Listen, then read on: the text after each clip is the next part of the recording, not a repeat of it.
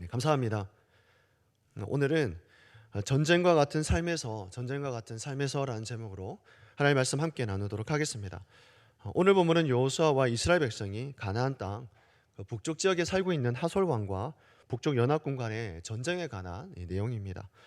이스라엘 백성은 아무리 다소 왕 연합군을 물리치고 가나안에 있었던 남부에 있었던 6성읍을 점령했습니다. 이제 더 이상 전쟁이 없이 평안하게 살았으면 좋겠는데 또다시 전쟁을 치러야 되는 그러한 상황입니다. 그것도 전과 다른 더 강력해진 연합군대와 싸워야 되는 그런 상황에 놓여 있습니다. 여호수아서 11장 4절과 5절에 이렇게 말씀을 합니다. 그들이 그 모든 군대를 거느리고 나아왔으니 백성이 많아 해변에 수많은 모래 같고 말과 병거도 심히 많았으며 이 왕들이 모두 모여 나아와서 이스라엘과 싸우려고 메롬 물가에 함께 진쳤더라. 아멘. 성경이 이렇게 말씀하고 있습니다. 이스라엘을 공격하기 위해서 그 병력이 해변에 수많은 모래 같고 심이 많았으며 싸우려고 진을 쳤다라고 말씀하고 있습니다. 분명 군사력을 볼 때 이스라엘 백성이 스스로의 힘으로는 그들을 이겨낼 수 없다라는 사실을 잘 알려주고 있죠. 이스라엘 백성의 힘으로는 그들을 상대할 수 없다고 성경은 그대로 기록을 하고 있습니다. 그들이 해변에 수많은 모래 같다, 어마어마한 숫자이며 심이 많았다라고 기록을 하고 있는 것이죠. 해변에 수많은 모래 같고 말과 병거도 심이 많고 막강한 무기와 화력을 가지고 있는 그 하솔 왕과 북부 연합 왕들과의 그런 전쟁이라는 것입니다. 생각을 해보면 우리의 삶도 그와 같다라는 생각을 해봤습니다. 이제 내 삶의 어려움이 여기까지였으면 좋겠는데 내 삶에 어떤 문제가 있다면 그 문제가 이제 여기까지였으면 좋겠는데 그 문제가 계속된다라고 한번 생각을 해보십시오. 끝나지 않고 계속이 된다. 그 마음이 어떻겠습니까? 힘들지 않겠습니까? 전쟁과 같은 삶이 여기까지였으면 하는 마음이 우리 안에 있는데 그런데 생각을 하면 마음을 어렵게 하는 일들이 끊이지 않는다는 것이죠. 계속해서 우리의 삶의 문제는 여전히 남아있고 계속된다라는 겁니다. 자, 오늘 이러한 관점에서 오늘 말씀을 한번 생각을 해봤으면 좋겠습니다. 그럼 이런 상황에서 우리는 어떻게 해야 될까? 두 가지로 생각하면 좋겠는데요. 첫째는 전쟁은 끝나지 않는다라는 사실을 받아들여야 한다는 겁니다. 그 전쟁은 끝나지 않습니다. 계속된다라는 것을 받아들이는 것이죠. 여호수아 11장 6절입니다. 우리 6절을 함께 읽도록 하겠습니다. 시작하시겠습니다. 여호와께서 여호수아에게 이르시되 그들로 말미암아 두려워하지 말라. 내일 이맘때에 내가 그들을 이스라엘 앞에 넘겨주어 몰살시키리니 너는 그들의 말 뒷발의 힘줄을 끊고 그들의 병거를 불사르라 하시니라. 아멘. 성경이 이렇게 말씀합니다. 내일 이맘때라고 말씀합니다.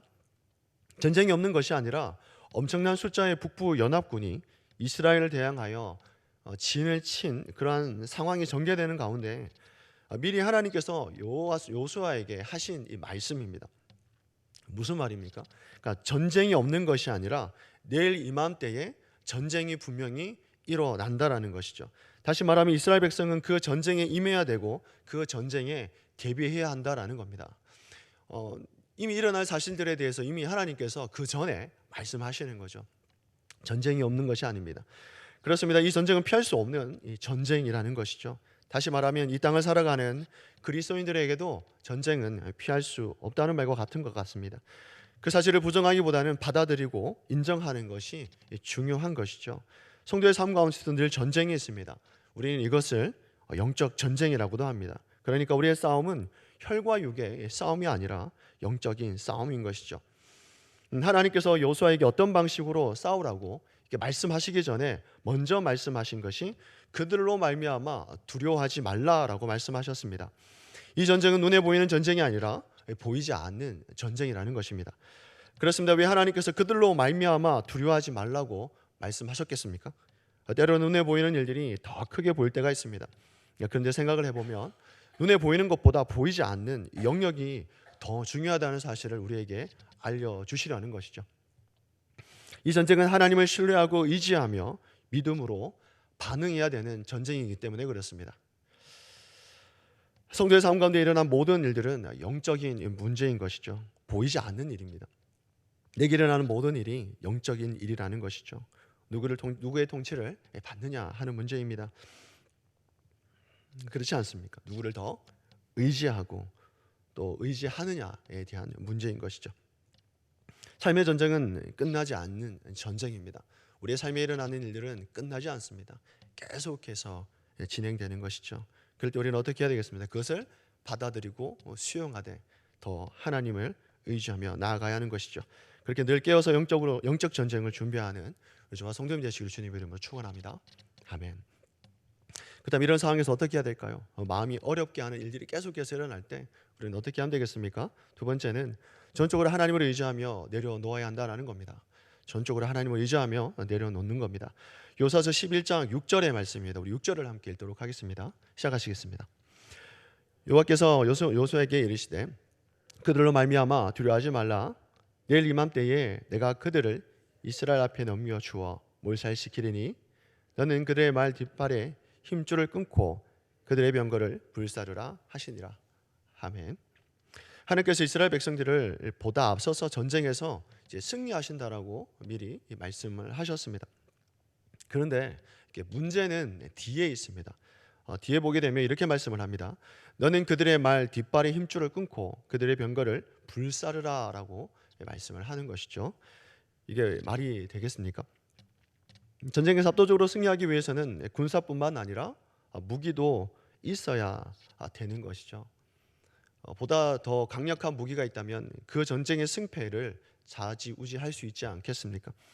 전쟁에서 압도적으로 승리하기 위해서는 군사뿐만 아니라 무기도 있어야 되는 겁니다. 그런데 하나님께서 어떻게 하라 말씀하십니까? 다 불태우라고 명령하십니다.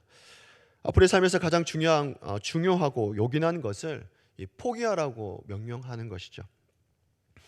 그리고 아직 전쟁은 끝나지 않았습니다. 마지막 부분에 가면 전쟁이 끝났더라고 이제 성경은 기록하고 있는데 아직 전쟁은 끝나지 않는 상황에서 내려진 명령입니다. 요수아서 13장 1절을 보게 되면 이런 말씀이 있습니다. 요수아가 나이가 많아 늙음에 여호와께서 그에게 이르시되 너는 나이가 많아 늙었고 얻을 땅이 매우 많이 남아 있도다. 아멘. 무슨 말입니까? 아직 이 가나안 땅에는 정복해야 할 땅이 남아 있다라는 겁니다. 그리고 계속해서 13장의 내용을 보게 되면 정복할 땅에 대해서 계속해서 기술을 하고 있는데 아직 여전히 점령해야 할 땅은 많이 남아 있습니다. 그런 가운데에 무기가 좀 더 괜찮거나 완벽한다면 전쟁이 좀 더 수월하지 않겠습니까? 그런데 하나님께서 요수아에게 명령하시기를 말 뒷발의 힘줄을 끊어버리고 병거를 불태우라는 것입니다. 이것이 쉬운 일이었겠습니까? 이것만 있다면 앞으로 남은 전쟁에서 걱정 없이 않겠습니까? 걱정 없이 우리도 강력한 무기를 갖고 전쟁에 승리할 수 있지 않겠냐라고 생각을 하지 않았겠습니까? 그런데 요수아는 어떻게 반응합니까? 요수아서 11장 9절의 말씀입니다. 우리 9절을 함께 읽도록 하겠습니다. 시작하시겠습니다. 요수아가 여호와께서 자기에게 명령하신 대로 행하여 그들의 말 뒷발에 힘줄을 끊고 그들의 병거를 불로 살랐더라. 아멘. 요수아는 하나님의 말씀에 그대로 순종하는 모습을 보게 됩니다. 이 말씀에는 어떤 의미가 담겨 있을까요? 그렇습니다. 하나님을 믿고 따르겠다고 하는 그 의미가 담겨 있는 것이죠. 그냥 따르겠다는 것이 아닙니다. 그냥 의지적으로 그 하나님의 말씀에 나의 생각과 다르고 그냥 하나님의 말씀하실 때 그냥 따르겠다라고 하는 강력한 의미가 담겨 있는 것이죠. 하나님에는 다른 어떤 것도 취하지 않고 하나님의 능력을 믿고 그 말씀을 의지해서 내려놓겠다라고 하는 결단인 것이죠. 그냥 하나님을 신뢰합니다, 의지합니다 이 말이 아니라 정말 유리한 것까지 다 내려놓고 하나님을 신뢰하겠다라고 하는 그런 결단입니다. 그렇다면 하나님께서 위와 같은 명령을 하셨을까 하는 것이죠. 그렇습니다. 이렇게 명령하신 것은 말과 병거들만으로 전쟁을 하는 것이 아니라는 것이죠.